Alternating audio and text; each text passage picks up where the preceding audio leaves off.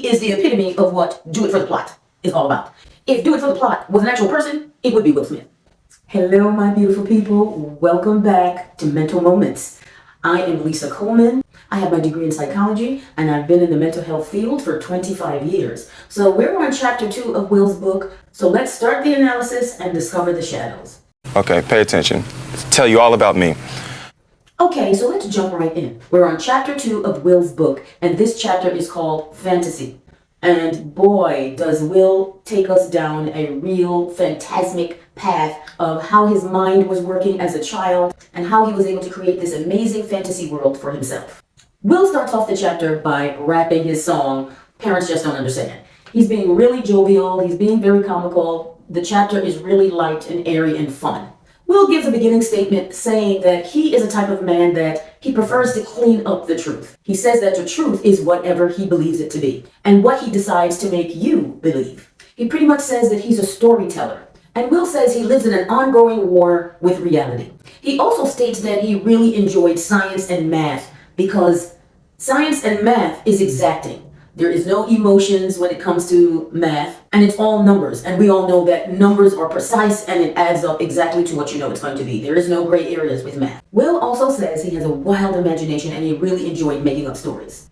He goes into details about his stories when he discusses at the age of 9, which is roughly about 1978, his parents sent him to a day camp. He said it was a regular schmegular day camp. It was pretty basic. Many of the kids that went to the day camp really didn't do much of anything. But Will stated that when he would come home from day camp and his mother would ask him, hey, how was day camp?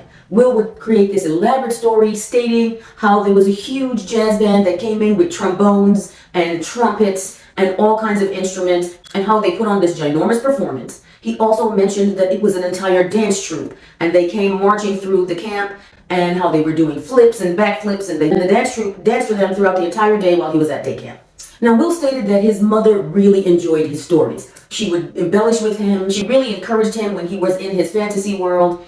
She would be right along with him. Now, we all know Will is super funny. Will enjoyed creating stories, making his family laugh. He would have his father laughing on a regular basis, his mother laughing on a regular basis. They really enjoyed his comedic side. It really lightened the mood of the home, and it created such a fun atmosphere whenever Will would be acting silly and telling these elaborate stories. According to Will, being in this fantasy world was his safe space. Now, in his neighborhood, many of his friends, which he had several of, all considered Will to be just a compulsive liar. They just thought that, okay, this kid is constantly making up stories. He was lying a lot. His friends never knew whether he was telling the truth or whether it was something make-believe that he created. Now, Will discussed in detail about an imaginary friend he had, which was roughly between the age of 4 up until about maybe 7 or 8.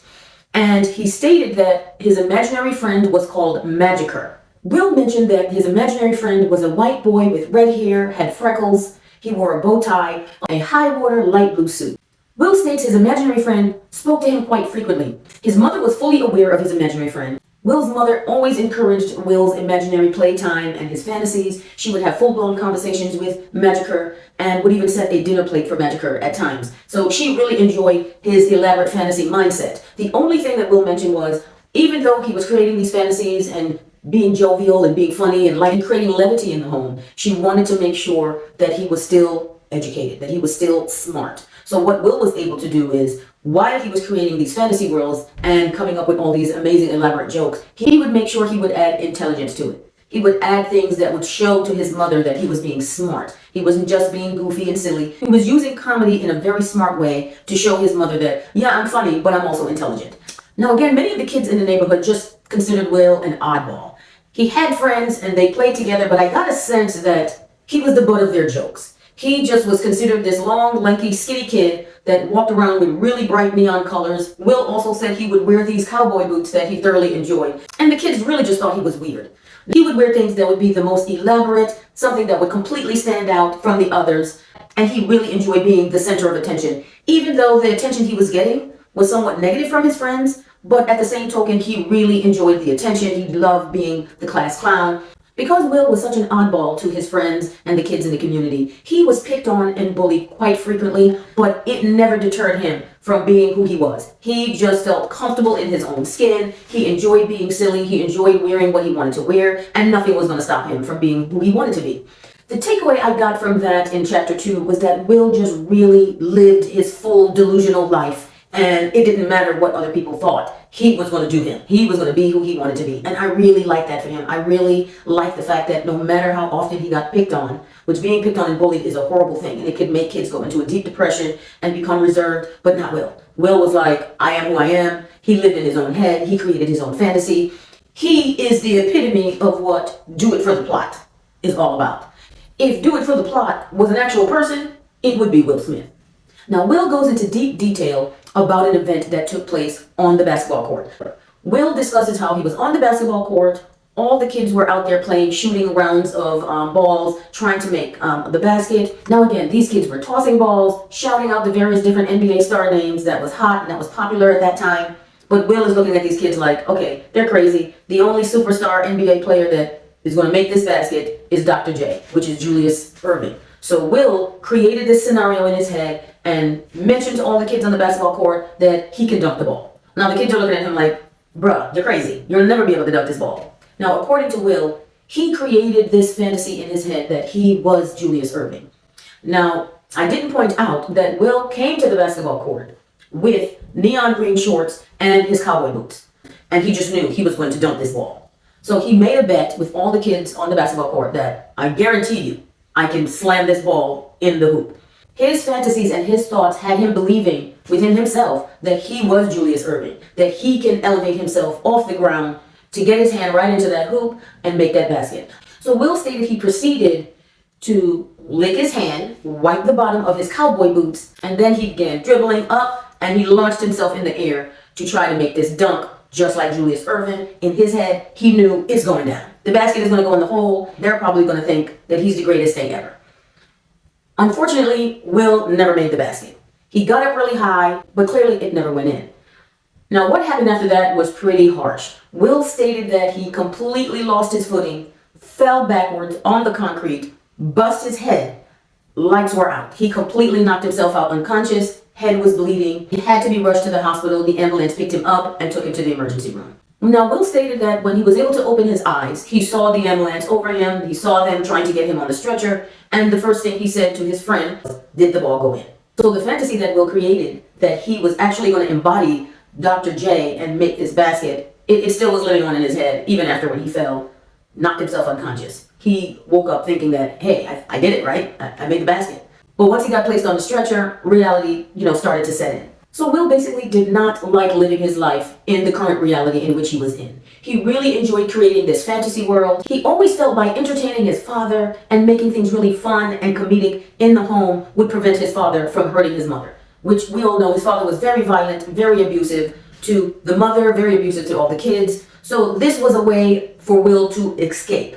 Now, Will just felt that creating this levity, creating this fun, airy, light environment in the home would protect his mother. It would create a cocoon around her by making everybody laugh. But what was unfortunate was it never stopped the abuse. The abuse still continued. The mother was still being abused by the father as well as the children. And this made Will feel like a failure. This is at the point where he took on the responsibility of making sure that everybody was going to be safe in the home through his laughter, through his comedy. Now, being a child, that was very admirable for him to think in that way, but that was a lot of pressure. So when the abuse still continued, Will felt like a failure. He felt like a coward. He actually was very, very fearful of his father. But he just thought being funny, creating these fantasies would make his home a better place. And for the most part, his father thoroughly enjoyed his comedy. He thoroughly enjoyed his storytelling. Will stated that his father would have belly laughs when he would be funny and jovial and tell jokes, but it still never stopped the abuse. So when the abuse continued, Will blamed himself. Now, Will went into elaborate detail about a trip that his family took. And this wasn't something that was common. This was the very first, and I believe maybe the last trip that he's ever taken with his family. During the summertime, because his father was a business owner, and the summertime was big for delivering ice to the community. His father bagged up ice and delivered it door to door as part of his business to his customers. And although Will was a very, very young man at the time when he was helping his father, this was something he had to do every summer. He worked side by side with his dad for very, very long hours. As a Gen Xer back in those days, child labor wasn't really a thing. If your family owned a business, you were right there working with them side by side. Even as little as 5, 6 years old, you got in and you worked hard and you participated in the business. And that's what Will did. He worked really, really hard from a young kid, participating in the business, bagging ice, doing the deliveries. But he said this one summer for 2 months, the family took an 8-week camping trip. The dad got an RV, piled everybody in the RV, and they just drove across country and they visited various locations and stopped. And Will went into extreme detail about the various different locations he went to, how much he enjoyed it, how much that trip was a fantasy for him to be able to just enjoy his family, have fun, be together, be one with each other. No abuse, no aggression, no violence was involved for 8 straight weeks. He enjoyed that trip immensely, and he spoke very passionately about it. You could hear the joy and the glee in his voice as he's describing the trip. Now, Will goes into deep detail about how a sex offender ended up moving in the neighborhood. Apparently, many of the family members knew that this sex offender and this predator was living in the neighborhood, and they warned all the children, stay away from this person's home, don't go near it. This man was a predator. He preyed on children to stay completely away. Well, Will stated that one day he was walking along and he saw a little girl walking up towards the house. This man was luring the little girl in, inviting her to come up to the home. Now, Will stated that he was too fearful to shout out to her to let her know, hey, don't go to the home. So when Will saw the little girl walking towards the door, he turned and he ran home. He became very fearful. He ran home and he stated that he hid in the closet. Now, Will stated that his imaginary friend Magicker began speaking to him and stating to him, Will, what are you doing? Why are you hiding in the closet? You need to go tell someone about this little girl. We need to help her. Will then is talking back to Magicker and says, no, I'm scared. I do not want to get involved. I'm not doing it. Now, Will states that he's back and forth with his imaginary friend. Go tell your parents. Let them know that this little girl is in danger. Will is struggling with his imaginary friend. He's having this full-blown conversation. He refused. He refused to get out of the closet. He actually said that he curled up in a ball, he held onto his knees, and he began weeping because he was just too frightened to get involved. He was too frightened to tell anyone. He was concerned that maybe someone would find out that he told his parents that that predator would come after him, so he did nothing. And although this type of behavior in a small child is normal, at the same token, Will was not afraid of doing dangerous things. Although he was fearful of being in a dangerous situation where there were violence or harm involved, at the same token, doing dangerous stunts, doing dangerous things, he was brave when it came to being in his fantasy world. He was super brave when he created these elaborate stories in his head. His bravery was unsurpassed. Once Will created a story in his head, created a plot, and he set out to complete it, he just knew that whatever mission that was put forth, it was going to get done. He seemed to have been super brave when he was in his fantasy mindset. But when there were instances or when there was danger taking place in the real world, his fear would kick in. But when there were instances of danger in his fantasy world, even though the fantasy world that he created in his head would be manifested in the real world, he had no fear. He was fearless. With the same scenario of even dunking the basket. He had no fear that he would go all the way up in the air, come down, bust his head, knock himself unconscious. He could have killed himself trying to do that stunt.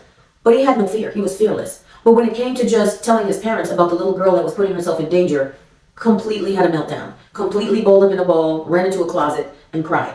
So clearly there was 2 different sides of Will going on when it came to his fantasy world and when it came to actually reality. So to summarize chapter 2, Will's chapter was all about his fantasy world, the various different stories that he created in his head in order to get through life, and how it was difficult for him to survive in his actual reality, why he created this fantasy, and having imaginary friends, and being such a quirky, odd kid, which is nothing wrong with being quirky and odd. I actually love the fact that he was quirky and odd. That just made him different.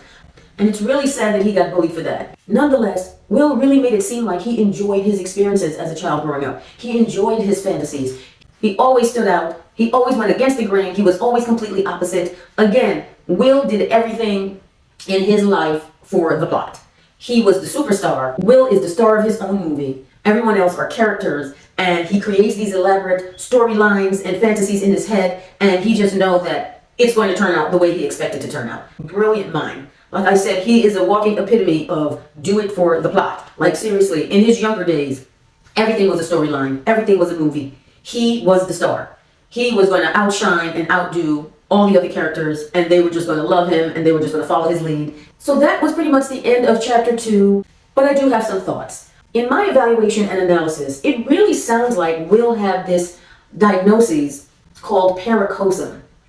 Paracosm is a disorder, and usually it can just be a mindset. Sometimes it's not a disorder, sometimes it's just a mindset, especially when it's controlled. When a kid suffers from some sort of trauma or abuse, they can take themselves out of their reality world of their trauma and abuse and create this fantasy world. And it will be this elaborate fantasy where they have superpowers, where in their mind they're at their peak, There's nothing that they can't do. They're always a winner. They're always fun and lively and joyous. They could create imaginary friends. They just create this elaborate fantasy that puts them at peace. They're able to control their emotions. They're able to be very, very brave. And it really sounds like from chapter 2 that this was going on with Will. But the beauty of it is, Paracosm disorder can be a disorder when a child continues in this fantasy world and not able to come back into reality. Now, because Will's mother encouraged his fantasy, she encouraged him to have these imaginary friends. She encouraged him to have these amazing, phantasmic thoughts and visions and to explore this type of fantasy world, that it was easy for Will to come back to reality and then go back into his fantasy world. And then when you have that type of support from a parent, to be fun, to go ahead and create these fantasies and create these stories, but do it in a very smart way, it's easier for a kid to navigate in and out and know that, okay, this is fantasy and this is reality. And Will got that from his parents, actually from both parents. He doesn't speak much about his father in chapter 2, but he did say that his father thoroughly enjoyed his jokes, his stories, and that his activities, which created so much laughter in the home. So kudos to his mother, though. His mother really encouraged Will to have his fantasies, to have his imaginary friends, and to be able to have that escape and outlet in order to take him away from the reality of the abuse that was going on in his life. So I really enjoyed chapter 2. Now to compare the two books, Jada's chapter 2 and Will's chapter 2, again, completely different parallels, completely different. You know, Jada is coming into her own. She is attending nursery school. She is putting on plays. She has got the acting bug, and she is developing her craft and being creative, as well as she is learning about her mother and father's addiction. Her father is not really present in her life. He's dipping out in and out. Her mother is kind of doing her own thing. She's there, but not really.